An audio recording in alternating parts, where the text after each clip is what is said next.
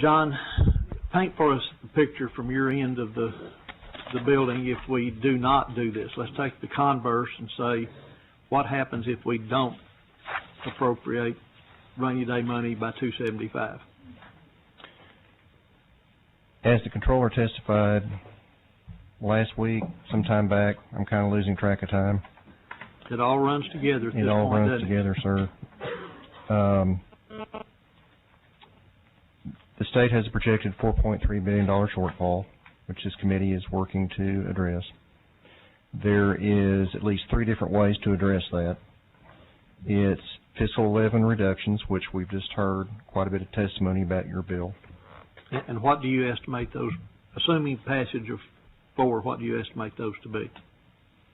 Well, it appears as though from the testimony this afternoon that the net reduction is going to be about $900 million. Okay.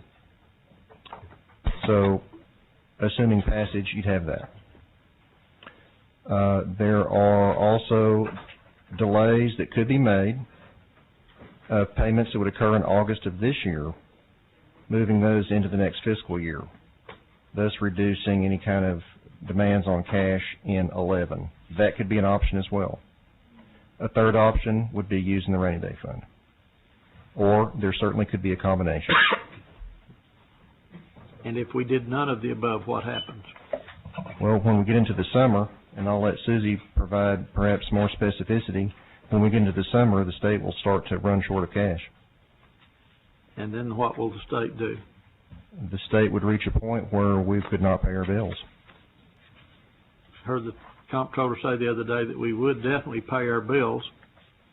One option is going to be utilization of the rainy day fund in some instances to continue paying those bills. But as Chairman Pitts pointed out, I believe the other day I heard him say this, and this would be accurate, the state constitution says we have to repay any borrowings from the rainy day fund by August 31st. So if we paid bills by the 10th or 12th or 14th of August and use rainy day fund for lack of any other strategy to do so, the bill to repay that rainy day fund money would in fact come due a week or so later at the end of August, since this is an odd-numbered year. Correct.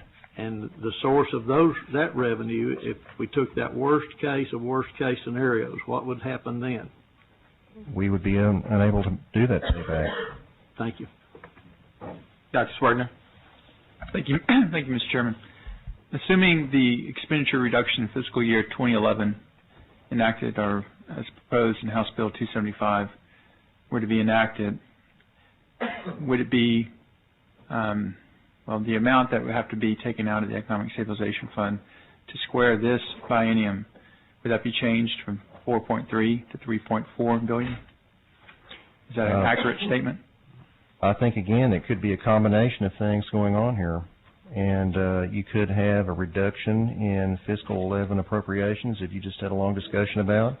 Then there could be, as part of the overall combination, a draw from the rainy day fund, or perhaps even the delays as well. But the total needs to be achieved, the $4.3 billion, which is our shortfall. Without a deferral, though, your only options then would be the expenditure cuts plus utilization of the Economic Stabilization Fund to close out this biennium. And I include the deferrals also. That is something that you could do. It's one of your options.